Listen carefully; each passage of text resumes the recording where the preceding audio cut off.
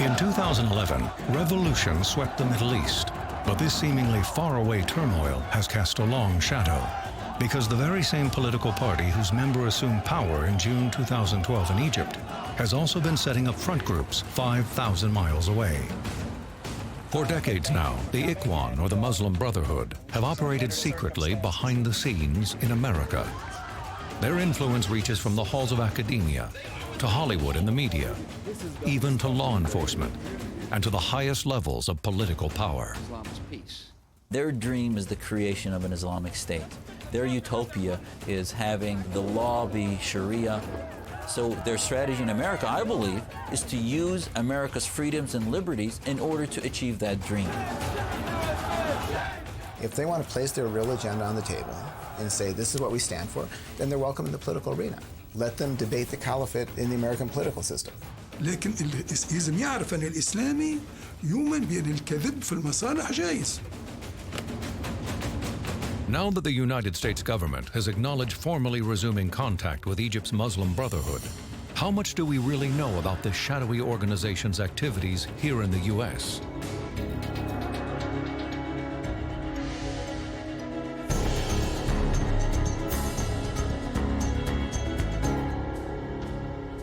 The Muslim Brotherhood is an international movement, the goal of which is to create an Islamic state universally, all over the world. The Muslim Brotherhood operates in various countries around the world. And as we learned in the course of our investigation and our work, the United States was one of those. The Muslim Brotherhood started in 1928 by the founder, Imam Hassan al-Banna. May Allah be pleased with his soul. The environment where Hassan al-Banna was born, there was colonization of British troops in Egypt. There was a touch of westernization going on in the society with liberalism, and there was a sort of westernization. So he wanted to bring people back to Islamic values. The Muslim Brotherhood had twin strategies. The first strategy is its public face, which is a political organization with charitable organizations. But the core of the organization and the master plan of the organization is a sense of world domination. Their ambition is limitless.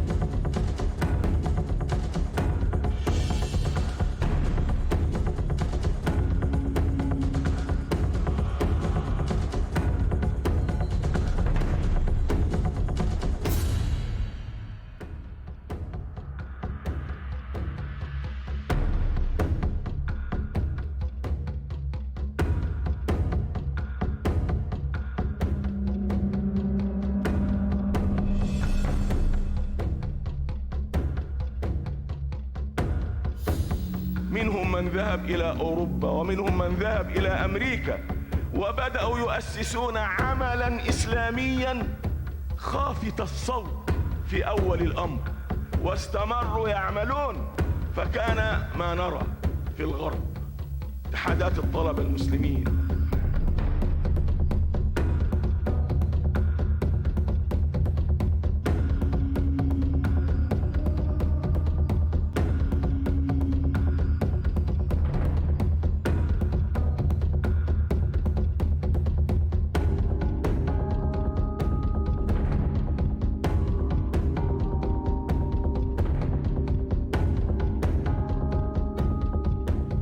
When you walked into the convention center, and they had these big banners, hanging up from the over this area, and it said, "Death to Israel, death to America."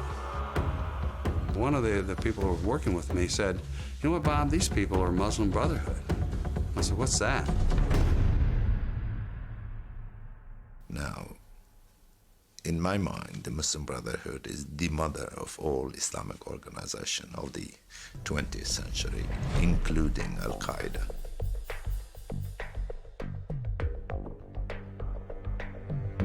For years, the U.S. government had been dealing with Muslim Brotherhood front groups and leaders, though unaware of the secret roles they played in the Brotherhood infrastructure in the U.S.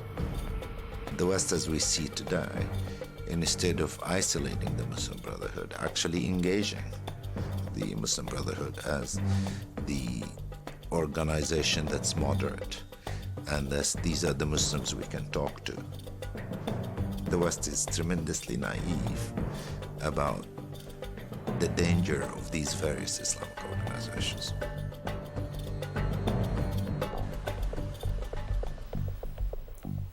In the name of God, most gracious, most merciful, guide the leaders of this nation who have been given a great responsibility in worldly affairs. Guide them and grant them righteousness and wisdom. Siraj Wahhaj, a sometime leader and prominent speaker at events hosted by American groups connected with the Muslim Brotherhood, was chosen to give the first Muslim invocation before Congress in 1991. Here's Wahhaj in front of his own congregation long before his congressional appearance. Every day they would go to school and they'd put an American flag in front of these little babies, Muslim babies. I pledge allegiance to the flag of the United States of America and to the republic for which it stands. Bullshit! Here he is after his congressional appearance. I want to defend this country. You know what this country is? It's a garbage can. It's filthy. It's filthy and sick. How do you define the good guys, you know? If the good guy definition is they will not be engaged in terrorist activities, well, yeah, okay, they're the good guys. But in terms of the democratic social order that we have here and what's mainstream, well, they may not be the good guys. These are the words of other leaders of American Muslim organizations that have roots in the Muslim Brotherhood. I find that there are only two things which are open to our movements: ballot or bullet, nothing in between. Democracy, the black people's freedom. No, we don't want to democratize Islam. We want to Islamize democracy.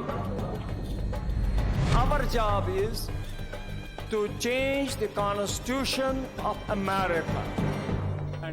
Ultimately, the Muslim Brotherhood wants to establish an Islamic state in America. They believe that Western civilization is corrupt, is evil, is decadent, and they want to dismantle it. Abdurrahman Muhammad had not openly renounced his affiliation with radical Islam until he participated in this film. Muslims worldwide are ordinary people who want to make an honest living. But these people hijacked them and recruited them into a fight that's not theirs. It is the Muslim Brotherhood fight to turn the West into an Islamic caliphate or some fantasy in their heads. But that's not the plight of ordinary Muslims. Islam, the faith, is something very distinct from the political ideology Islamism. Islamism is basically a movement to put into place a government that uses as its source of law the Quran and the Sunnah. Not a source of law, but the source of law.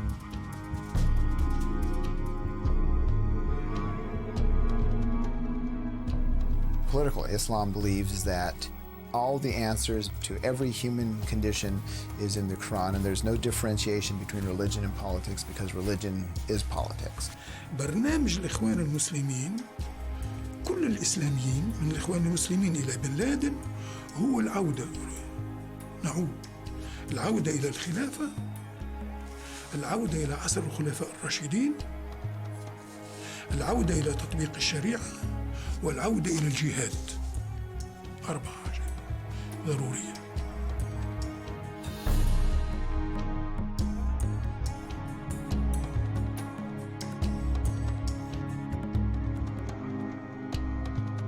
If you talk to normal people who are not involved in this stuff at all and talk about the establishment of a caliphate as being someone's long-term goal, you lose them immediately. It's so far outside the realm of what we consider to be possible or normal that it's sort of immediately dismissed as being crazy talk. I don't think it matters much what we say about them. I think it matters tremendously what they say about themselves and to each other. This religion, that is Islam, it shall govern the whole universe. The Islamic civilization should rule and govern and direct people in every walks of life, but not to be governed by others. Kamal Helbawi is the only spokesperson for the Muslim Brotherhood who agreed to be interviewed for this documentary. Upon his return to Egypt in 2011, Helbawi eulogized Osama bin Laden as a martyr and one of the good people. Anything mentioned in the Quran, they believe in it 100%. And they want to implement it. Not only to believe, but they would like to implement it. And they are trying very hard to invite others to the same orientation and the same trend.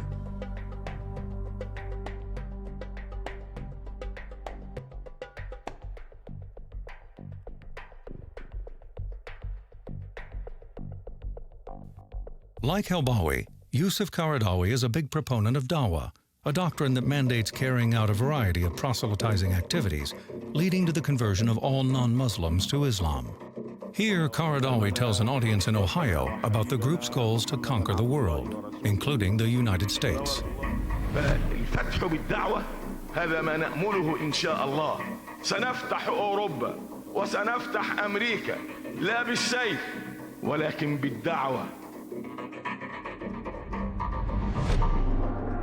To realize its vision in America, the Muslim Brotherhood gave rise to a complex interlinked network of Islamic organizations.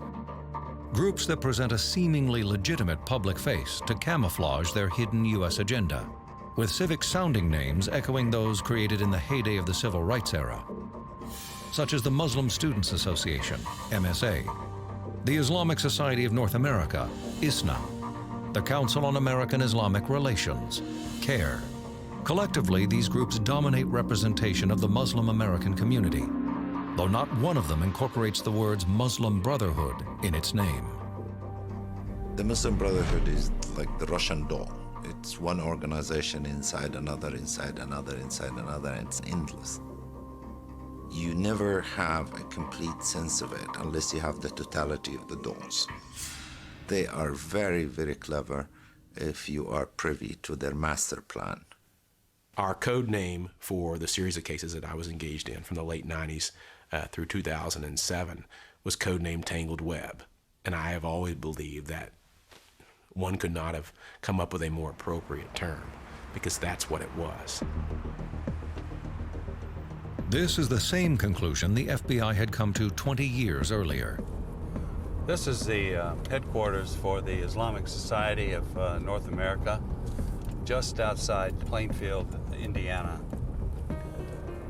Robert Stauffer managed an FBI investigation into Muslim Brotherhood finances in the 1980s. When I started looking at the source of this money and where it came from like Iran, Saudi Arabia, Libya, Afghanistan, Egypt, Kuwait, Malaysia, Pakistan. All these Muslim countries were sending money via wire transfers to the United States, to NATE. NATE, the North American Islamic Trust, served as a financial holding company for Muslim Brotherhood-related groups, including ISNA, the Islamic Society of North America. Its major source of funding came from Saudi Arabia and other Muslim countries. And we're talking millions and millions of dollars coming into NATE for distribution to individuals and to organizations and to purchase property. The purpose of all this money was underscored in one of a series of 1980s documents recently declassified by the FBI regarding the Muslim Brotherhood. The Ikhwan in the United States has as its ultimate goal political control of all non-Islamic governments in the world. Stauffer tagged sources of money to people and organizations, then looked for evidence of criminal activity. All of these had money going through this currency transaction here. And then where did it go? It went to MSA, NATE, IIIT. When he mapped it all out, he felt he was looking at a Trojan horse, which became the Bureau's codename for the investigation. Stauffer found that the leadership of many of the Muslim American groups was intertwined. After a while, I began thinking, are these really separate groups, or are they all really the same people dividing themselves into different ways for specific political ends? One ISNA leader is quoted in Stauffer's investigation as declaring the leaders and their organizations to be incompatible with American society. Ultimately, we can never be full citizens of this country because there is no way we can be fully committed to the institutions and the ideologies of this country.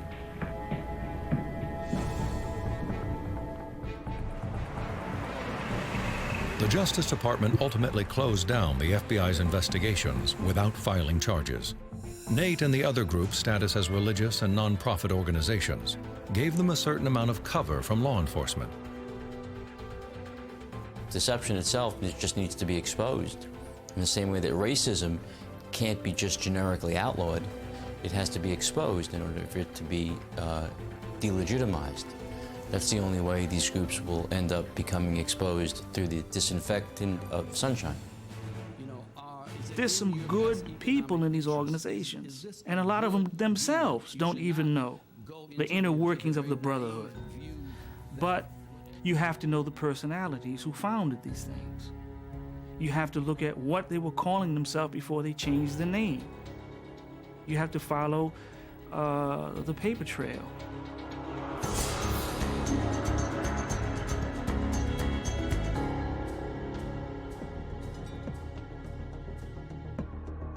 In August 2004, a Virginia man and his wife were stopped on the Chesapeake Bay Bridge in Maryland for videotaping the bridge's suspension cables. Federal investigators knew Ismail el-Barassi had already been under scrutiny for his connections to the terrorist group and Muslim Brotherhood-spawned organization, Hamas. Ultimately, that arrest led to a search warrant of Mr. el-Barassi's home, which revealed thousands of documents that absolutely blew the doors open on our understanding of the Muslim Brotherhood movement in the United States.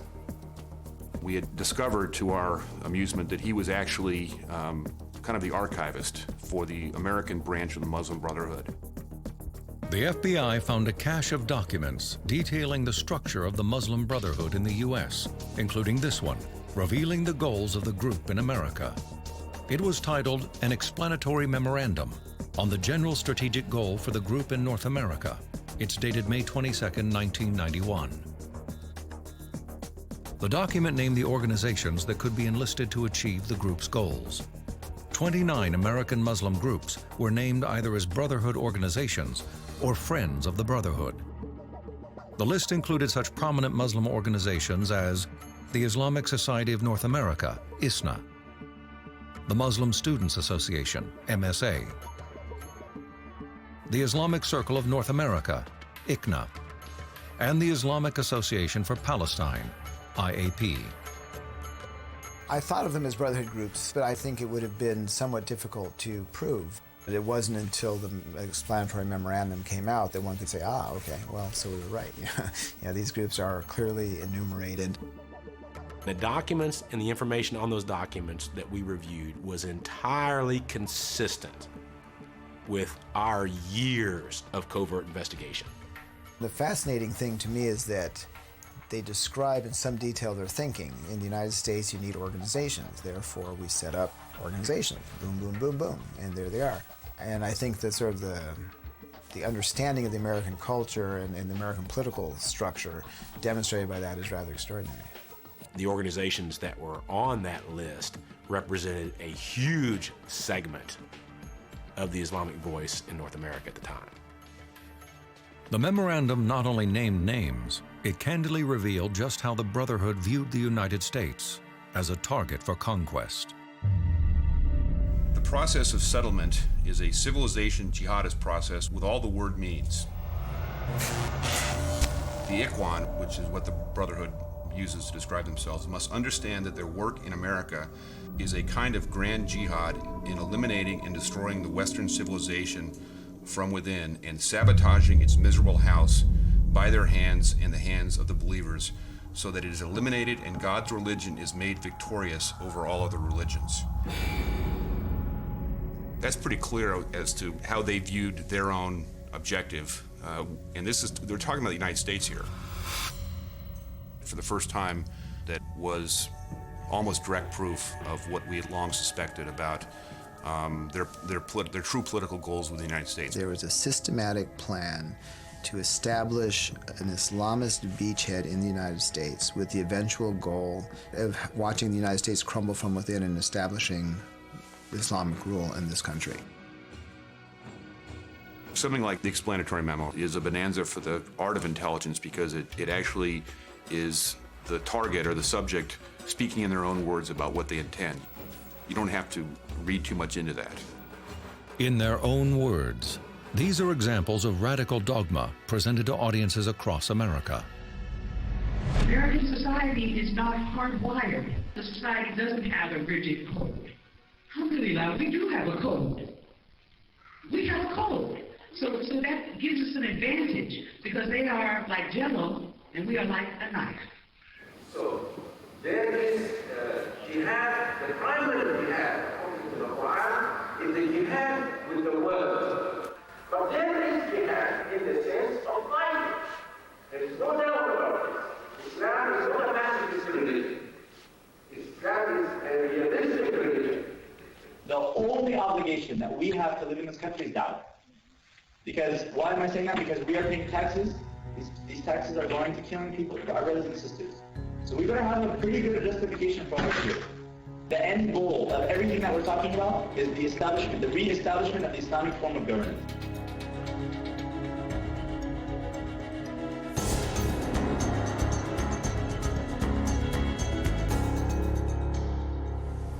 It is very important. Media in the United States is very gullible. Okay? When they will see you have something, especially as a Muslim, if you have something to say, they'll come running to you and take advantage of that. We write the article itself. All we ask the reporter, write your name and it becomes yours. We're not after credit. Just write it, you put your name on it, and it becomes yours. This is the best way. When you write the article, you tell them what's going to happen. الإخوان المسلمين في هذا يطبقوا استراتيجية جرامشي. جرامشي فيلسوف إيطالي لما كان في السجن فكر أن العمال الطبقة العاملة مش ممكن تأخذ السلطة السياسية إلا إذا أخذت السلطة الثقافية. يعني الثقافة متاعها انتشرت بين الناس بالإعلام والتعليم في كل مكان، وقتها تأخذ السلطة. You have people who are being deceived by a campaign of deception, brazen lies that are presented as the truth and abetted by those in government or the media that embrace it and then ensure that it's perceived as the truth. Other documents found in Ismail el-Barassi's archive in 2004 provide more detail on the Brotherhood's tactics. This document reads, "No doubt America is the ideal location to train the necessary resources to support the movement worldwide, with its need for brothers who are trained in different fields, administrative, media, political, and others."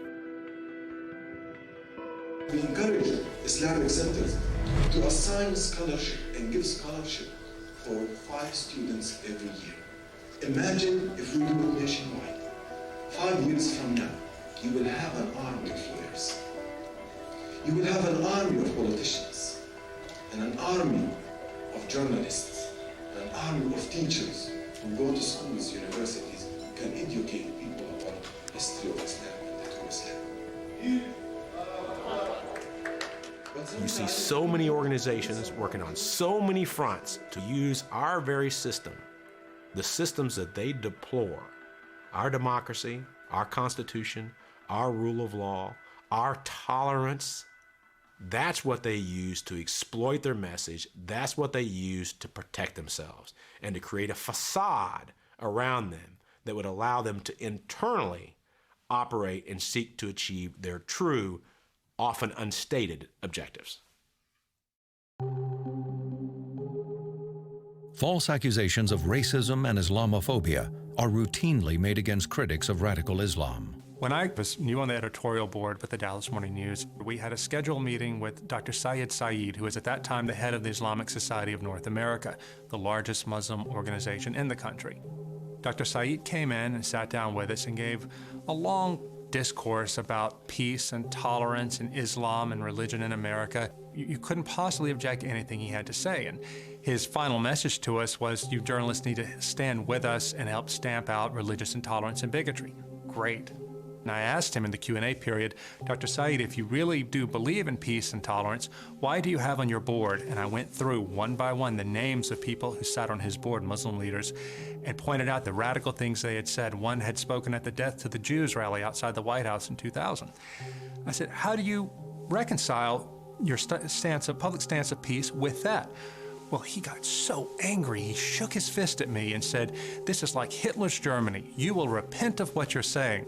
He never answered the question, just shook his fist again and talked about Islamophobia and bigotry and my need to repent and how one day I would repent of being so insulting. So after I wrote my column criticizing Dr. Saeed, I became what a local Muslim group called on their website, the New Face of Hate. My picture went up on their website and they began to talk about me as the sort of person who is going to lead to violence against Muslims, pogroms against Muslims in Dallas.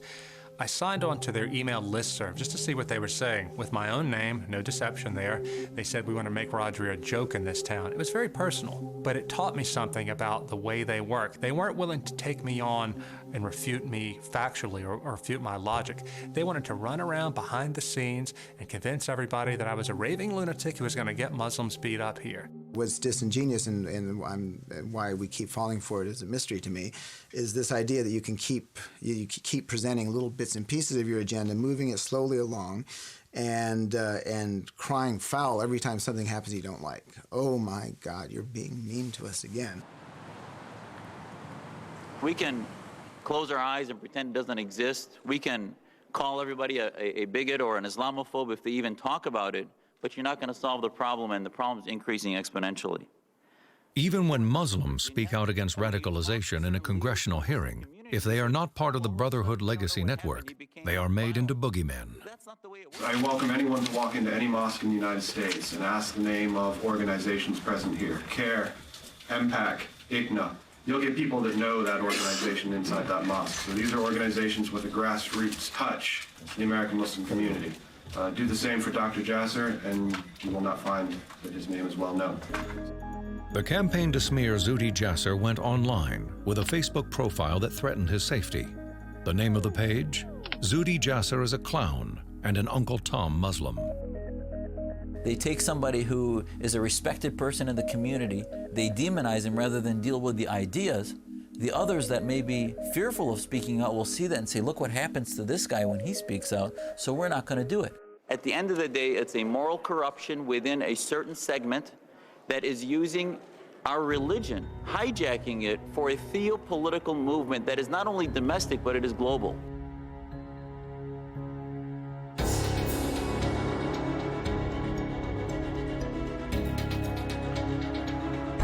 At a hotel just off a busy highway in Philadelphia, a secret meeting is called to order in October 1993. Attending are 24 American supporters of the Muslim Brotherhood and leaders of Hamas, a Palestinian Islamic terrorist group. Ismail al-Barassi, the keeper of the explanatory memorandum, is among them. Their agenda: how to derail recent advances in the Middle East peace process between Israel and the PLO. The FBI was watching and listening. انه كانه احنا فعلا كانه شاعرين انه كل شيء خلص كل لابس. عفوا يعني، وبعدين شاعرين كذلك انه امريكا اذا احنا فعلا عجزنا في هذه البلد معناته خلاص عجزت قضيتنا كلها. During the meetings, the group used code in an effort to confuse anyone who might be listening. The code for Hamas was Sama, Hamas spelled backwards. رجاء يعني عدم سماح بشكل طريق جدا يعني احنا طبعا ولا عنده ما في داعي نركز فيه على اسم السماح. Hamas, a Muslim Brotherhood organization, at this time was carrying out acts of violence in Israel, including kidnappings, drive-by shootings, and stabbing attacks. It became a U.S.-designated terrorist group in 1995. They even specifically discuss how do we keep ourselves from being defined as terrorists. They recognize when the doors are shut, they recognize that supporting Hamas is supporting terrorism. They know what the word means. And the concern was if it is revealed what we truly support, then we will no longer be able to operate in this country the way in which we have been able to operate to date. There were obstacles. First, how to market Hamas terrorism to Muslims. لازم تشكل لي رأي فلسطينيين والمسلمين في أمريكا ينهون المقاومة. لازم ونجلس حتى المفروض نعمل إذا هيك. طيب هذه إشكال حتى. And second, how to disguise Hamas's terrorist agenda for non-Muslims. أو إنه إحنا بالفعل لما نلتقي في الجاليات بالفعل نسأل عن الطلبة أو أنتم في الجاليات تسألوا عن الطلبة وتواجهوهم في هذا الأمر وإلا مش رايحين يدرسوا لحالهم بعدين. The men gathered here were responsible for Hamas fundraising, and the only way to open wallets was to win hearts and minds. Here you have individuals, their true political goal, which is to represent Hamas's interest in America, and they find that their constituency is too small, so they broaden the constituency to the entire Muslim population, which is the classic Islamist ideological tool, which is to take a local political conflict and broaden it to the entire Muslim ummah or community. For these men gathered in Philadelphia, the mission was just one campaign in a war. حياة ربك الحرب خدعة، الحرب خدعة، وإحنا بنحارب صدق إحنا بنحارب عدونا قلب طيب، عمرنا ما فكرنا نخدع عدونا، حرب خدعة، اخدع، موت، اعمل حالك ماشي، وأنت ماشي هناك، السياسة زي ما نقول تكملة الحرب، السياسة حرب خدعة. الحرب خدع. That war is deception. Once you accept the fact that the system that you're living under at the present time is illegitimate, okay, then you're prepared to do anything. Illegal, underhanded, deceptive. The whole thing is illegitimate. You're in a war. So all bets are off. Some of those attending this meeting would be generals in this stealth war. At least 2 were officials from IAP, or the Islamic Association for Palestine, a Hamas front, and one of the 29 crucial groups listed in the explanatory memorandum. Omar Ahmad was president of the IAP. Accompanying him was IAP Public Relations Director Nihad Awad. Here are Nihad Awad's real views on Hamas. I used to support the PLO, and I used to be the president of the General Union of Palestine Students, which is part of the PLO here in the United States. But after I researched the situation inside Palestine and outside, I'm in support of the Hamas movement more than the PLO, not because Hamas is disruptive and involved in violence. No. I know that this movement, as an Islamic movement, has not been objectively reported in the United States. Within weeks of this speech, Hamas began introducing suicide bombings as a strategy in Israel. The Muslim Brotherhood and Hamas advertising themselves as being peaceful organizations was nothing more than a pragmatic ruse to convince the world that they were mainstream and moderate. You need only scratch the surface to see that, in fact, they were not. Within a year of the Philadelphia meeting, Omar Ahmad and Nihad Awad would help to rebrand the Hamas front IAP as the Council on American Islamic Relations, CAIR.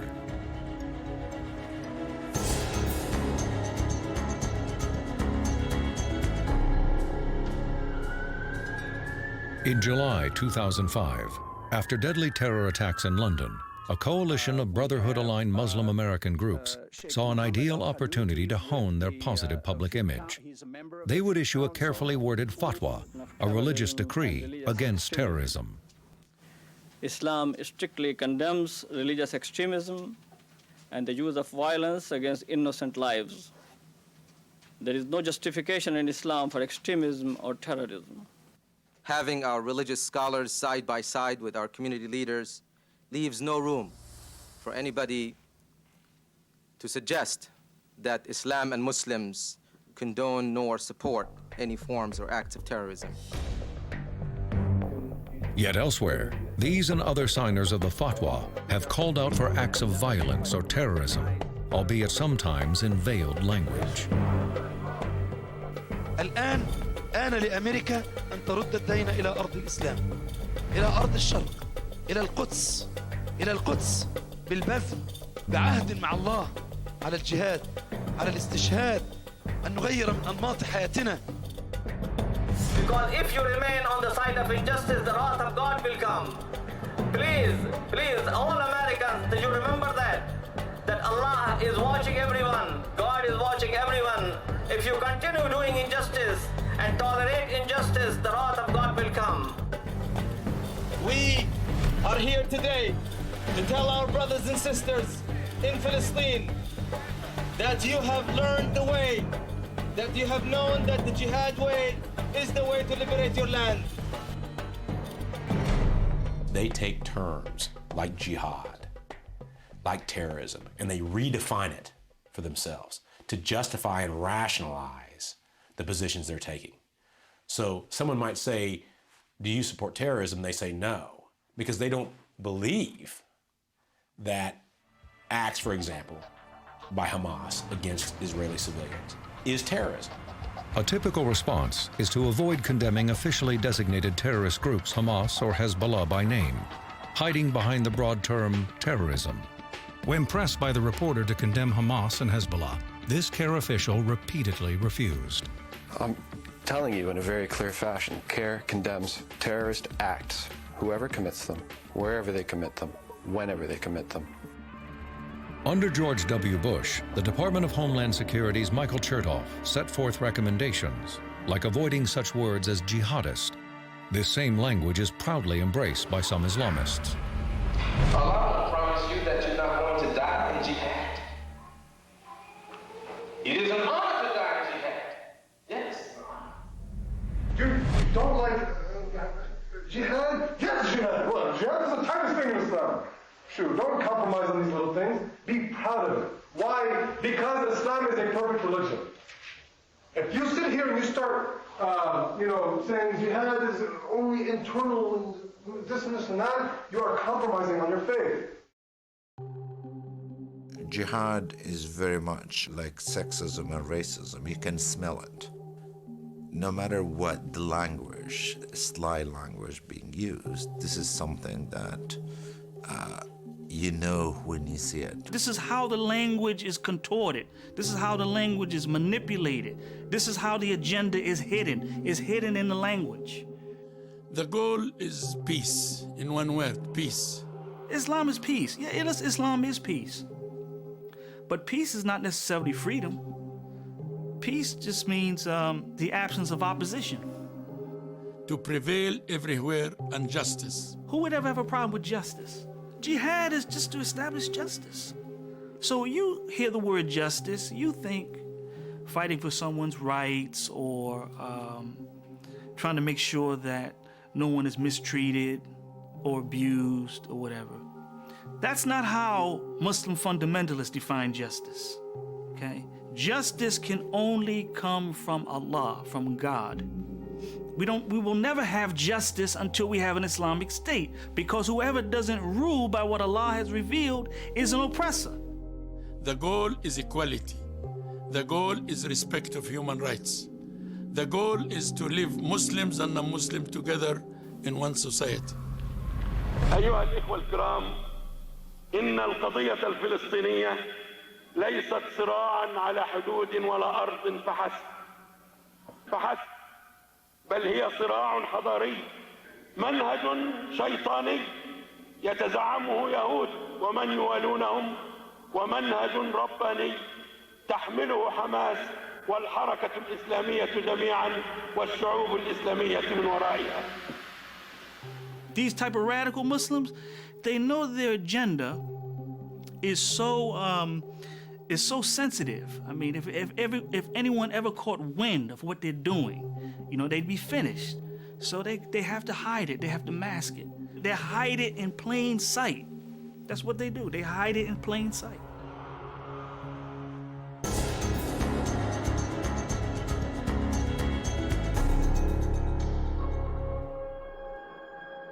We have to change our attitude towards America.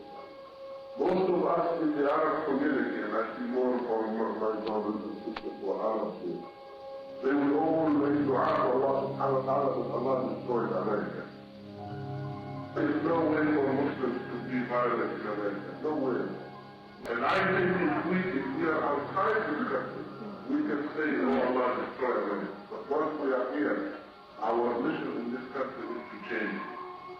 Speaking in 1996 before the Islamic Association for Palestine, a Hamas front and one of the groups listed in the explanatory memorandum, this was Muslim Brotherhood leader Abdurrahman Alamoudi.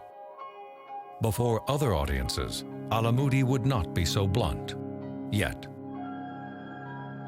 He was a quintessential Muslim Brotherhood person who was very articulate and well-educated and had been in the media, and he used the media very effectively. Mr. Alamoudi, yes. Is there a network of Islamic extremists that are committed to jihad? In America? Yes. No. A 1996 Wall Street Journal editorial by Steve Emerson, entitled Friends of Hamas in the White House, connected Alamoudi politically and financially to Hamas leader Musa Abu Marzouk. Later that year on Arabic television, Alamoudi spoke of his intimate relationship with Marzouk, before realizing that by mentioning Hamas by name, he tied himself to the larger Brotherhood network. قضية سياسية. وأنا أعرف موسى من قبل، وحقيقة أنا أعتقد موسى من الناس الممتازين في الحركة الإسلامية الفلسطينية عامة، ولا بد أن نتعاون معهم. Off camera in America, he spelled out the ulterior Brotherhood aims. Muslims, sooner or later, will be the moral leadership of America. Either we do it now, or we do it after 100 years. But this country will become a Muslim country. Publicly, Alamoudi established ties with powerful members of Congress and presidential candidates. Alamoudi was someone who I think embodied really the ability for these organizations to penetrate a very deep level of society and a deep level of our government. The Defense Department provided further access for Alamoudi, putting him in charge of the military's Muslim chaplain program. The State Department even selected Alamoudi to serve as a goodwill spokesman to the Muslim world. Documents reveal that the State Department spent at least $40,000 to send Alamoudi on speaking tours in the Middle East from 1992 to 2001. Alamoudi discussed the state of Islam in America in countries such as Saudi Arabia, Syria, Jordan, Kuwait, and the United Arab Emirates. In a 1999 visit to Amman, Jordan, on a goodwill mission, he gave a moderate speech at the U.S. Embassy. But later that afternoon, in an undercover interview, he revealed his support for violence.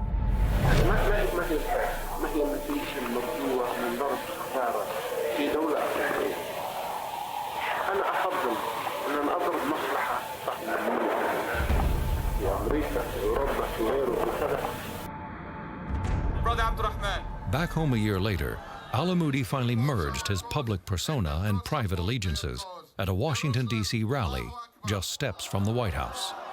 This video was taken after the mainstream media had left for the day. I have been labeled by the media in New York to be a supporter of Hamas. Anybody support this Hamas here? Hear that, Bill Clinton? We are all supporters of Hamas. Allahu Akbar. I wish they added that I'm also a supporter of Hezbollah. Anybody supports Hezbollah here? Takbir! Verbally supporting terror groups while shocking is not illegal. On the other hand, in January of 2001, Al-Amoudi traveled with several other members of the American Muslim Brotherhood to Beirut to meet with leaders of Hamas, Hezbollah, Islamic Jihad, and Al-Qaeda. The goal of the meeting was to unite the terror groups to wage jihad against Israel and the U.S. to secure Muslim control of Jerusalem. Beyond all of his other associations, Al-Amoudi was also close with the country of Libya, at the time designated a state sponsor of terrorism. He was a person we were monitoring in the same way that we monitor other people who are believed to be agents of foreign powers. In March 2003, Libyan President Muammar al-Gaddafi felt he was publicly insulted by Saudi Crown Prince Abdullah and recruited Al-Amoudi to work on an assassination plot against the Crown Prince. During a stopover in London in September 2003, British custom officials found $340,000 in cash in a briefcase with Al-Amoudi. U.S. officials later charged him with prohibited transactions with Libya, lying on immigration forms, and supporting terrorism. This Treasury document states Al-Amoudi had been an al-Qaeda fundraiser for years, while he was still meeting with countries on behalf of the U.S. He received a sentence of 23 years for his crimes. He declined to be interviewed for this program. However, in a written response, he made this startling admission from prison. I am, I hope, still a member of the Muslim Brotherhood organization in the USA.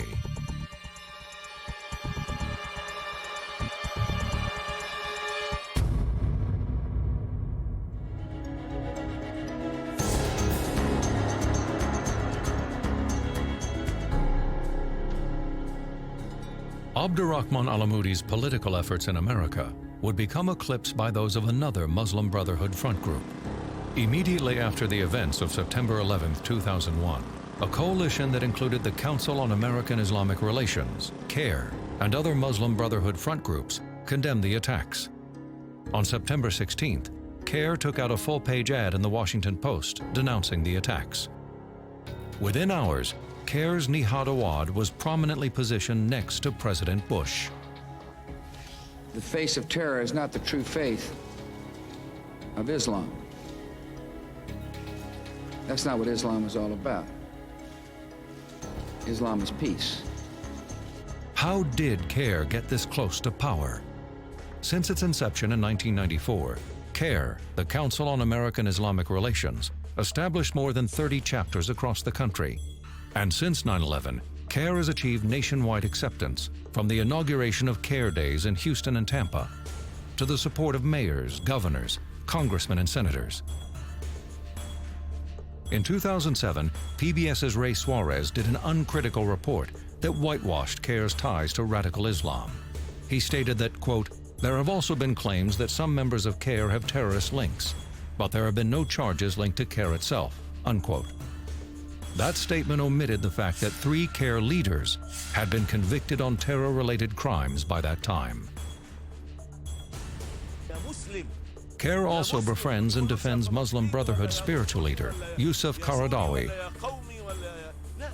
If you look at Sheikh Yusuf al-Qaradawi, one of the most famous Muslim scholars in Cairo, Egypt, he has said unequivocally that people who commit suicide bombings and acts of terror are completely outside the bounds of Islam.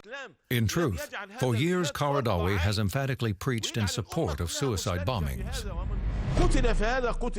شهيدا ومن أجل هذا أجزت حتى العمليات الاستشهادية لأنه يستشهد في سبيل الله يقدم روحه على كفه في سبيل الله فنحن لا ننحي الدين عن المعركة لا بالعكس. In addition to enlisting the news media as defenders of CARE, CARE also shaped its message and image by intimidating America's entertainment ambassador, Hollywood. Hollywood has not been our ally. Hollywood has distorted the facts. Hollywood has shown freedom fighters as terrorists.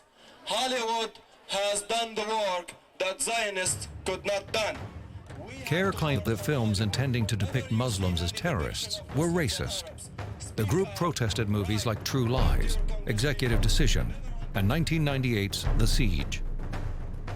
This grievance of these groups were given extraordinary play by the media.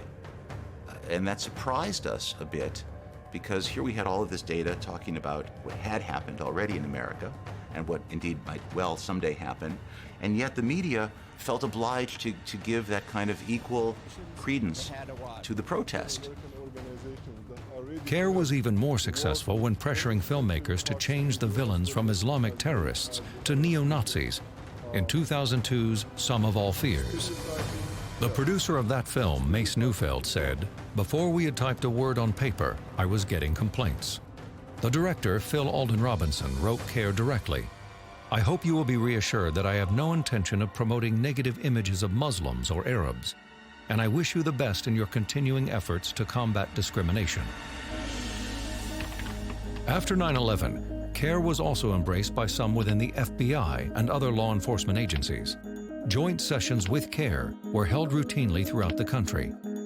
I also am on the mailing list for my BlackBerry for CARE. Now, Mr. Hooper, I don't know what he does all day, but I know I get BlackBerries, must be 10 emails a day from CARE. And if I am not aware of what's going on at CARE, I will be at a loss. My record is clear. CARE is not a terrorist-supporting organization. That is my experience. That is my interaction. And if you want to promote that, you're on your own. While ingratiating itself with law enforcement, CARE simultaneously discouraged other Muslims from cooperating with authorities. In late 2008, in the course of the largest terrorism financing trial in U.S. history, CARE was officially described as a front group for Hamas by an FBI agent on the witness stand. Prosecutors named CARE as an unindicted co-conspirator in the trial. With mounting scrutiny, the FBI officially cut its ties to CARE, explaining its decision in letters to inquiring congressmen. Until we can resolve whether there continues to be a connection between CARE or its executives and Hamas, the FBI does not view CARE as an appropriate liaison partner.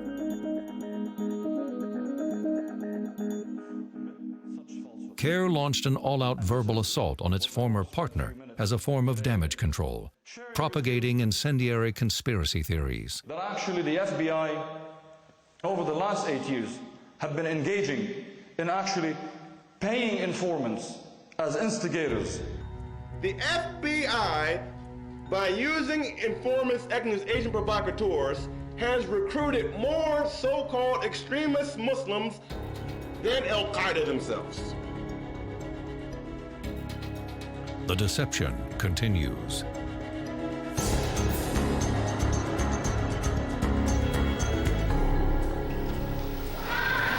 We need to establish Islam everywhere. You don't get in politics because it's the American faith rule. You get involved in politics because politics can be a weapon to use to aid the cause of Islam. Because of our tolerance of other faiths, we don't query Islamists. We don't probe into it as we do political ideology. We give them the protection of religious freedom, when in fact it's a divisive, insurgent political ideology that threatens Western security, and yet we allow it to live under the bubble of protected religious speech and protected religious freedom. American culture is very tolerant, and it doesn't like to accuse people of things, you know.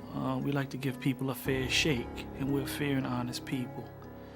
And to that extent, we don't like to believe bad things about people without hard proof. And the things that these groups are involved in, particularly Muslim Brotherhood, they're very difficult to prove. Many Americans want to be fair-minded, and if they're told by Muslim leaders, your suspicion means there's something wrong with you and you're probably a bigot, then all your defenses go down. The normal suspicion you might have over, well, wait a minute, what do you really believe here? What are you really after here? You become afraid to say it because you don't want to get marked as a bigot. Increasingly, American institutions are engaged in self-censorship to stave off false charges of Islamophobia. In August 2008, publishing giant Random House scrapped plans to publish a romantic novel about Muhammad and his child bride Aisha, after an academic advisor warned that the book might offend the Muslim community and incite violence. When Yale University Press published a book about controversial Danish cartoons that sparked deadly riots in 2006, it chose not to include the cartoons themselves for fear of inciting more violence. Comedy Central's animated series South Park drew death threats over its satiric depiction of Muhammad in 2010. This is a conscious strategy. It's to scream injustice, scream particular things so that people will never dare to ever question certain things. Being a bully helps. No one wants to deal with the bullies, so everyone says, let's just give them what they want. Let's, in a way, appease them so that they're not going to, keep banging, and they're just, let's just get them off our back. The Muslim Brotherhood affiliated groups have been masterful in getting government officials to adopt their censorship campaign, such as refusing to even utter the term radical Islam. In the case of all three attempts in the last year, the terrorist attempts, one of which was successful, those individuals have had ties to radical Islam. Do you feel that these individuals might have been incited to take the actions that they did because of radical Islam? Because of? Radical Islam. There are a variety of reasons why I think people have taken these actions. It's hard. One, I think you have to look at each individual case. I mean, we're in the process now of talking to Mr. Shahzad to try to understand what it is that drove him to take the action he took. But radical Islam could have been one of the reasons? There are a variety of reasons why people... But was radical Islam one of them? There are a variety of reasons why people do these things. Some of them are potentially religious-based. Okay, but all I'm asking is if you think among those variety of reasons, radical Islam might have been one of the reasons that the individuals took the steps that they did. We see, say, radical Islam. I mean, I think those people who espouse a version of Islam that is not... Are you uncomfortable attributing any of their actions to radical Islam? It sounds like... No, I don't want to say anything negative about a religion that is not appropriate. I'm not talking about a religion. Like I'm talking about radical Islam. I'm not talking about the general religion. Right, and I'm saying that a person like Anwar al-Awlaki, for instance, who has a version of Islam that is not consistent with the teachings of it, and who espouses a radical version. Could radical Islam have motivated these individuals to take the steps that they did? I certainly think that it's possible that people who espouse a radical version of Islam have had an ability to have an impact on people like Mr. Shahzad. Okay, and could it have been the case in one of these three instances? Could that have been the case? Yeah, could one of these three individuals have been incited by radical Islam? Apparently you feel that they could have been. Well, I think potentially incited by people who have a view of Islam that is inconsistent with... All right, Mr. A.G., it's hard to get an answer yes or no, but let me go on to my next question. This has to do with... Islamic radicals deliberately but falsely portray the fight against radical Islam as a fight against all Muslims. This is not now a war on terrorism. We need to all be clear about this. This is a war against Muslims. It is a war against Muslims and Islam. Not only is it happening worldwide, but it's happening right here in America, that is claiming to be fighting this war for the sake of freedom, while it's infringing on the freedom of its own citizens, just because they're Muslim, for no other reason. A 2006 Canadian intelligence report finds that the single most radicalizing factor in motivating Muslims to commit acts of violence is the false claim that there is a war on Islam. It started in Europe, but now in America too, saying, well, you can't both be Muslim and American. And so your Muslim identity comes first. So the loyalty issue then becomes more with Muslims all over the world. Defending Muslim brothers and sisters was a crucial talking point for Anwar al-Awlaki, the bin Laden of the Internet. Prior to 9/11, the Muslim American Society, MAS, hired Awlaki to be the imam at the Virginia-based Dar al-Hijra Mosque. Once he moved overseas, Awlaki's language grew more violent towards Americans. القضية الثانية لا تشاور أحدا في قتل الأمريكان. قتال الشيطان لا يحتاج إلى فتوى. Awlaki's appeal was high among youth. Brotherhood-linked groups in the U.S., such as the Muslim Students Association, found on 400 campuses nationwide, are a gateway to that audience. I don't know this guy. I don't know what he did. I don't know what he said. I don't know what happened. But we defend Muslim brothers and we defend our Muslim sisters to the end. Is that clear? The important role that the Muslim Brotherhood plays is by educating young people and creating in their minds the worldview that the West and Israel and so on are threats to Islam. And they have a very effective narrative for socializing and indoctrinating new people. And once they're indoctrinated, it's only a short step from there to using violence to bring that about. Students are not the only ones vulnerable to this rhetoric. The case of Nidal Malik Hassan shows what happens when censorship and radicalization mix. In 2009, Hassan, an Army psychiatrist, killed 13 people at Fort Hood in Texas. He had been corresponding with Anwar Awlaki. Only later on, after the shooting, did it come to light that Hassan's emails with Awlaki were considered relevant to his research on Islam and the military by the FBI's Washington Field Office. The ideas that inspired Nidal Hassan are seated in Muslim Brotherhood ideology, which claims there's a war against Islam. This idea is then conveyed in America through Brotherhood front groups. The degree of sophistication that it takes to build a bomb or to pull a trigger is remote compared to the sophistication and the effort and the money and the energy that has to go into creating a civilization that would support it. We're not talking about a gun. We're talking about the man holding the gun. How do you build him? Stop calling them suicide bombers. Brotherhood legacy groups, such as the Muslim Students Association, host speakers who indoctrinate students on campuses around the country. Against a people who love death more than you love life. You in trouble, man. You in serious trouble. Amir Abdel Malik Ali speaks in front of thousands of students every year.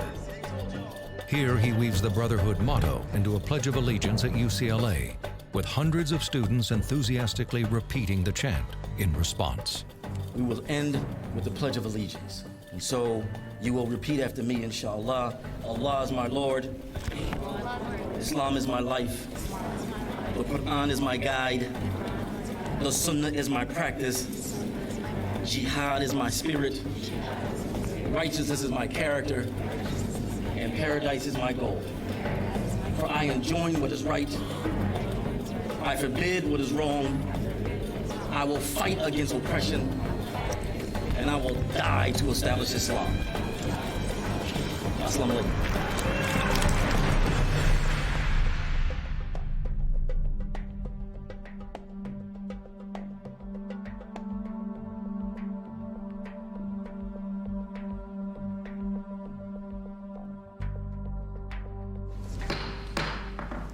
Good morning.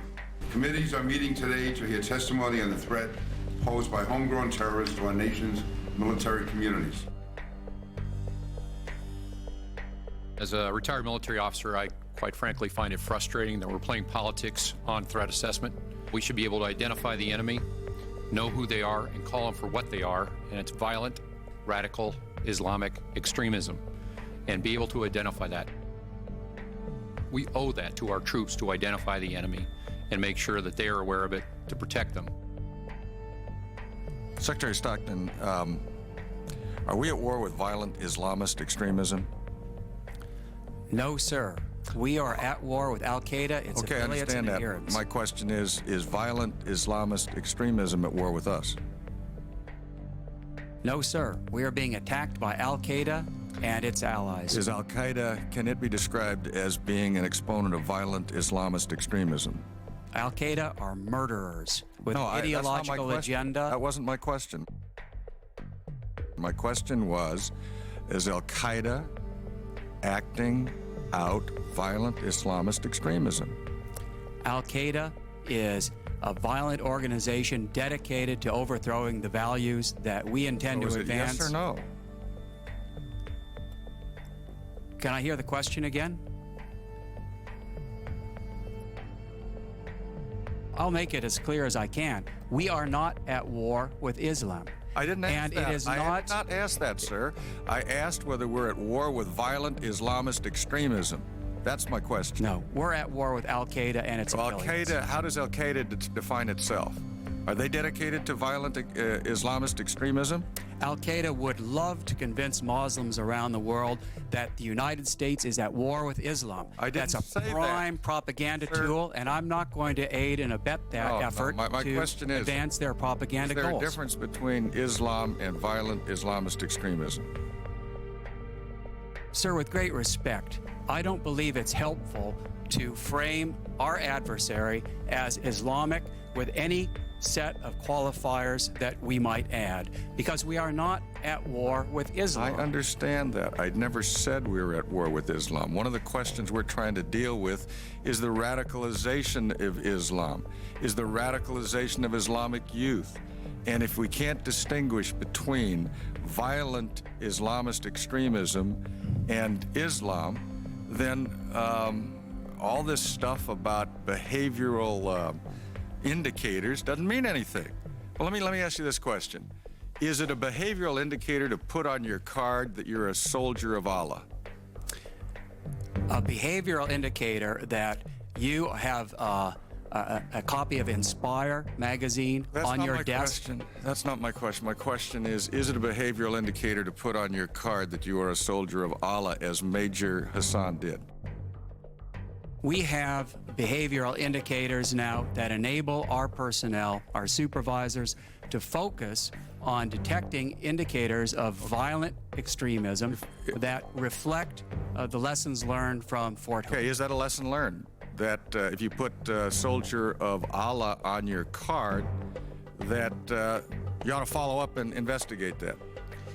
We're training our supervisors to follow up on appropriate indicators and exercise the leadership they need in order to provide for effective reporting and intervention. Do you agree with the statement of someone representing the Department of Defense on the weekend after the shooting that it would be a greater tragedy to lose our program of diversity than what had occurred? Well, let me go back to something Chairman King said. I was trained up by Senator Moynihan. There was nobody less politically correct than Senator Moynihan. I follow the truth wherever it takes me, and I strongly support the programs of the Department of Defense that focus on Al-Qaeda and behavioral indicators. This is not about political correctness. This is about defeating our adversary. Sir, I would disagree with you that it may not be about political correctness. We are here talking about the fact that we now have to have behavioral indicators. I agree with that.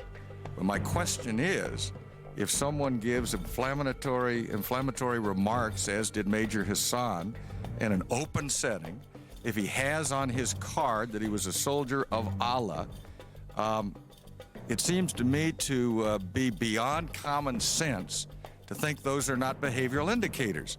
So my question is, if I'm a member of the military today and I see those two events or those two circumstances, would it be appropriate for me to report those as behavioral indicators?